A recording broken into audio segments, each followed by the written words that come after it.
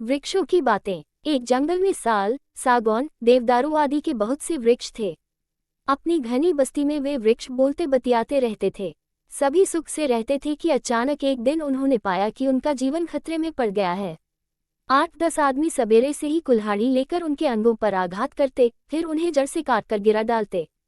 इसी तरह से उन्होंने सारे के सारे वृक्ष काट काट कर गिरा दिए। रह गए बस 2 साल, 2 सागौन, 1 वट और 1 देवदारू का वृक्ष। थोड़ी थोड़ी दूरी पर स्थित ये वृक्ष अपने भाइयों की मृत्यु पर शोक मनाते रहते। ये न कुछ खाते और न पीते। परिणाम ये हुआ कि वे बहुत जल्द ही दुर्बल हो गए और उनके पत्ते भी पीले पड़ गए। एक दिन साल वृक्ष वट से पूछने लगा, दादा, मैंने तो ये सुना था कि काटने पर प्रतिबंध है, पर अब तो इसका उल्टा ही हो रहा है। वट दादा अपनी जटाएं हिलाकर बोले, हाँ बेटा, कानून से तो हमारा काटना सख्त मना है, पर जो अधिकारी है वे मनमानी करते हैं। खुद पैसा कमाने के लिए हमें कटवा देते हैं। वह जो बड़ी बड़ी मूंछों वाला, लाल लाल आंखों वाला आदमी था, वही हमें कटवा रहा था न दादा। सागौन ने पेड़ से पूछा। हाँ, तभी तो एक देवदारू को इतना गुस्सा आया था कि वह कत्ते कत्ते लड़खड़ाकर जोर से उसके ऊपर ही गिर गया था। जरा सा बच गया बच्चू, नहीं तो उस दिन भुरता ही बन गया होता उसका। साल ने उत्तर दिया, ये मनुष्य भी अपने स्वार्थ के लिए देश के साथ कैसी गद्दारी किया करते हैं, न जाने कब सीखेंगे ये ईमानदारी से काम करना।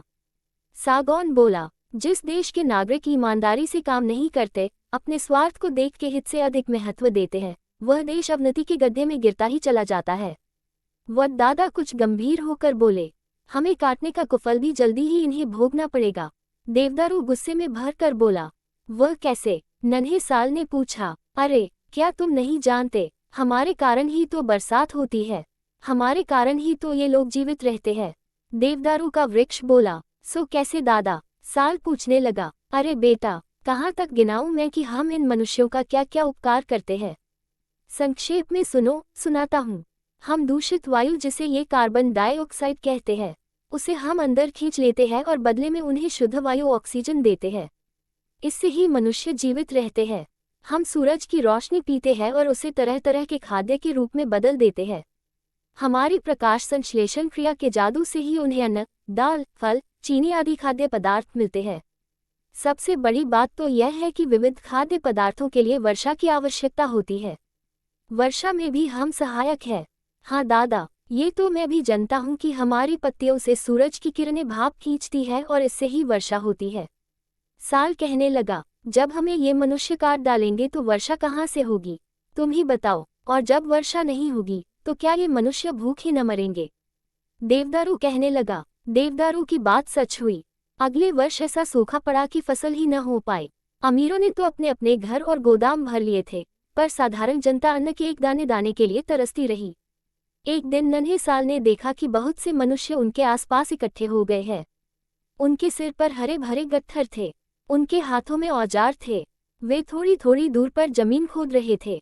हे भगवान, अब पता नहीं क्या होने वाला है। ये सोचकर साल वृक्ष कांप उठा।